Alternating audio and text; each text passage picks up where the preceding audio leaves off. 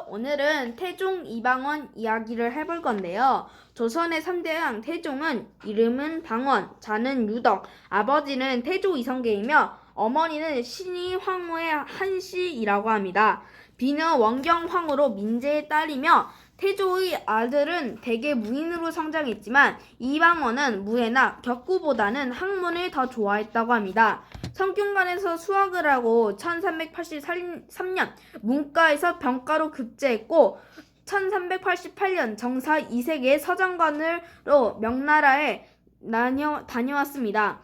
1392년 3월 이성계의 낙마 사건을 계기로 정몽주를 중심으로 한 고려의 중신들이 이성계파의 인물을 유배시키고 그간 개혁 법령을 폐지하는 등 반격을 시도했습니다. 이때 수하를 동원하여 정몽주를 살해함으로써 대세를 만회했으며 이성계를 왕으로 추대하는 데도 크게 기여했다고 합니다. 그러나 정도전, 조준 일파는 견제로 조선 건국 이후 개국 공신에도 들지 못했습니다. 정도전과 조준은 신진 사류 중에서도 급진적인 개혁을 추구한 인물로 이들의 정책은 이전 권문세가나 이색을 중심으로 한 온건파의 불만을 이야기했습니다. 이러한 강비소생의 어린 방석이 세자로 책봉되고 자신의 세력 기반인 사병마저 격파될 상황에 처하자 정변을 일으켜 정도전에 남은 일파를 제거함으로써 정치적 실권을 장악했습니다. 이후 정종을 즉위시키고 정사 공신 1등이 되었으며 개국 공신에도 추록되어 있습니다. 1400년 정종 2년에 동복 형세인 방간이 주동이 된 제2차 왕자인란을 진압하고 세자로 책봉됐으며 11월에 정종이 양의의 형식으로 물러나자 왕위에 올랐습니다. 태종은 정종대와 즉위 초반에는 구세력과 공신, 온건파 개혁을 등연하고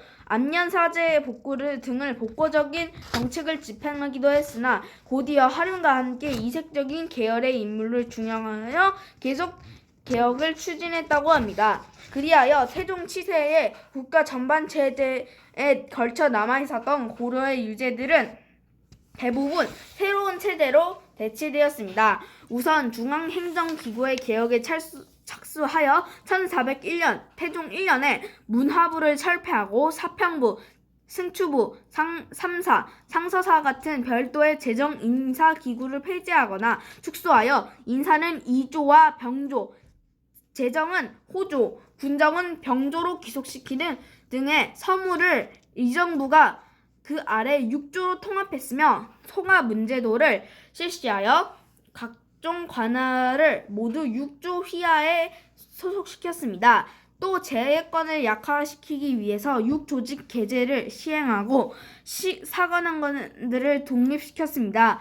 관리의 인사제도는 태조대에 이어서 계속 정비했으며 특히 서리 출신 관리 등용을 억제했습니다. 지방세도 정비에서는 군현 통폐합과 특수촌락 임내의 혁파를 계속하고 경기 좌우도를 통합하여 경기도로 했으며 양계 지역의 장관도 도순무사에서 도관찰사로 바꾸어 도의 장관을 통일시켰습니다. 또한 행정체제의 혼돈을 방지하기 위해 지명에 붙은 자를 모두 유사한 글자로 바꾸었으며 간문도도 현감으로 바꾸어 수령 명칭에 일관적인 을 기하는 한편 수령의 임무와 국가 규정을 정비했다고 합니다.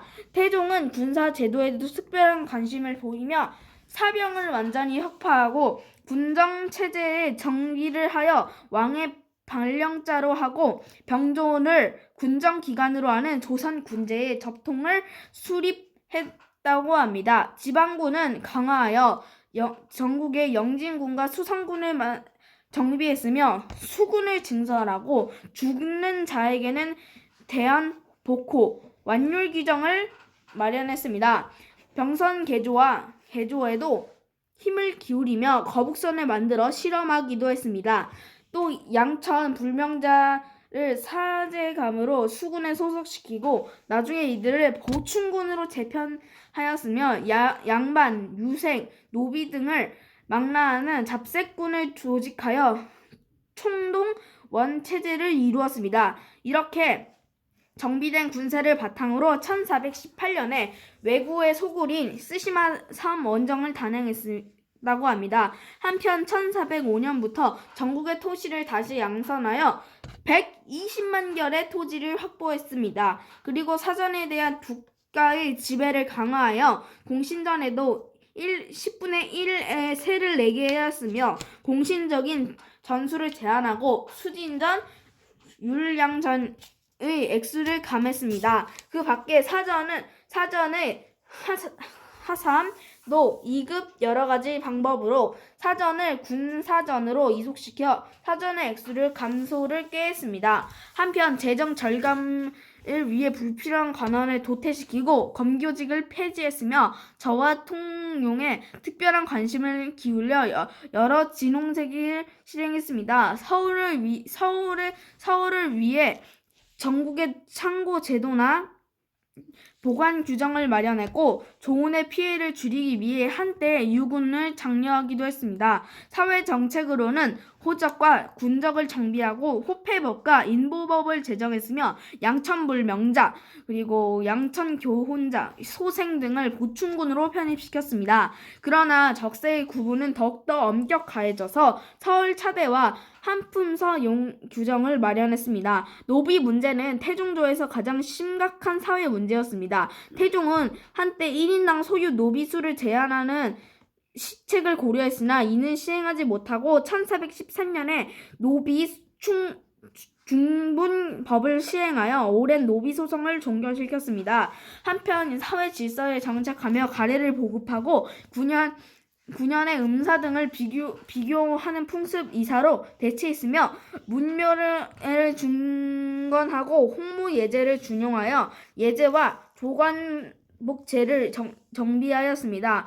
반면 억불 정책을 강화하여 1401년에 사원혁파를 단행하고 이로써 얻어진 노비와 전토를 국고에 환속시켰다고 합니다. 1317년 서운관에 소장된 각종 비기도 참사를 소각하였다고 합니다. 교육문화 방면에선 우선 권근의 책임자를 임명하여 성균관의 오부학대에 한 지원을 강화하고 세자도 성균관에 입학하게 함으로써 성균관의 위상을 더욱더 높였습니다. 또한 과거의 고강법을 사장에서 중시하는 제술로 바꾸고 고려 이래 폐단이었던 좌주문생제를 혁파했습니다. 1403년 주자도를 설치하여 개미자를 주조했으며 1413년 즉위 이후에 개혁사업을 총괄하여 경제육전을 재편찬하고 원집상절과 송집상절 2권을 완성했습니다. 1414년에는 정도전이 편쟁한 고려사를 하륜이 시켜서 개찬하게 했으며 권근 하륜에게는 삼국사를 편찬하게 했습니다. 태종은 통찰력이 뛰어나고 예리한 인물이었습니다. 병사를 의논할 때 대신들이 형식적인 답변을 하거나 다른 품을 우회적인 발언을 하며 정곡을 찌르는 무안을 주는 경우도 많았습니다. 하지만 무엇보다 탁월한 것은 정치력과 결단력이었습니다. 그는 여러 가지 정치 세력과 신하 입장에서 정확하게 파악하고 이를 활용하였습니다.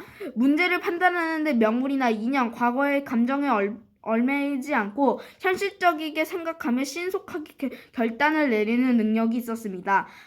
태조의 배양 공신을 측정할 때 그때 역적으로 규정됐던 정도전과 남원을 산발하게 했으며 자신의 한거한 죄로 유배시켰던 황희를 세종에게 추천하여 중용하게 했습니다. 또한 장인 민재의 가문에 외척으로 성장하면서 이들의 양양대군을 지지하고 그 주위에 수구파가 결집되자 장인과 처남들을 과감하게 제거했으며 세종에게 양위 후에도 세종의 장인의 시몬을 병권의 죄를 들어 전격적으로 처형했습니다. 1418년 왕세자제를 패하고 충녕대군 세자로 책봉하여 2개월 후 선위했습니다. 그러나 선위한 후에도 군정과 중요한 정사는 직접 처리하면서 세종의 치세를 위한 위대한 토대를 닦았습니다. 세종대의 훌륭한 실은 태종의 업적이었기 때문에 가능한 것이었죠. 시호는 공정성덕 신공 문무광효 대왕이며 모호는 태종입니다. 능은 서울특별시 서초구 내곡동에 있는 헌능이라고 합니다. 오늘은 태종 이방원 이야기를 해봤는데요. 여러분들 어떠셨나요? 그럼 안녕!